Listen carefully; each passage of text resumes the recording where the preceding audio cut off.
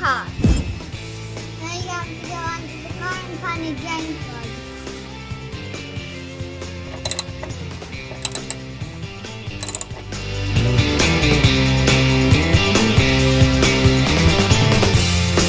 The door cap is on the valve cover. Now time for the funnel and the oil.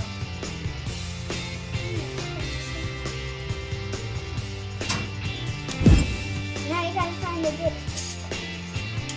You need to fill it to the full mark. That's how you change the oil in the 318. I think that's how you do it. I'm only 4. This has been a Mopar moment.